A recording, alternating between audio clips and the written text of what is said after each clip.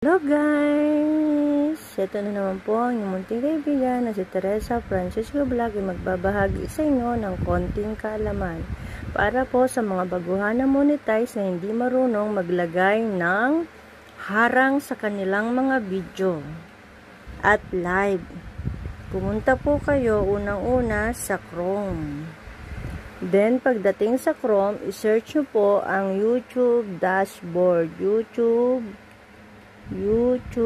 dashboard. Pag napindot nyo na po ang YouTube dashboard, pindutin nyo po ito. Yan. Ayan po ang lalabas. Then, pindutin nyo po continue to studio. Ayan na po ang lalabas. Ngayon, ang pipindutin nyo po, mula dito sa kaliwa, bibilang kayo sa inyong profile ng 1, 2. Ayan na po yung mga video nyo, mula po video, short, at live. Ayan po mga video nyo.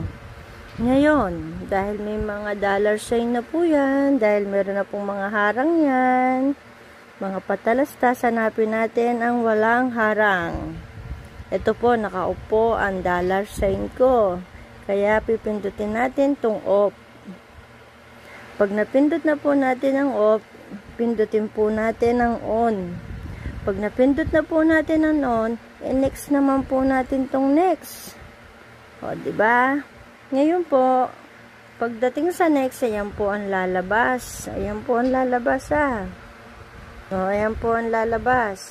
Kaya ngayon ang gagawin natin, pipindutin natin itong pinakababa.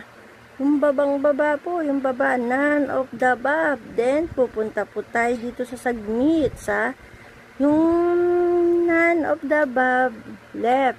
Ang submit ay right. O, diyan. Okay na po yan, may harang na po yan. Kung gusto nyo naman po, pwede rin po tayong pumunta dito sa YouTube Studio. Pindutin nyo lang po yung content nyo. Pag ganito po lumabas, pindutin natin view all. Maghanap tayo ng walang dollar sign. Ayan, pindutin natin to. Tatlong tuldok, edit. So, yeah. Pindutin natin tong monetization kasi naka-off. Pindutin natin yung off, then i-on natin, then back tayo dito, then save. O, okay na po yun. Sana may natutunan po kayo sa aking munting binahagi. Thank you for watching. Ingat kayo lagi. Ayan na po. Open.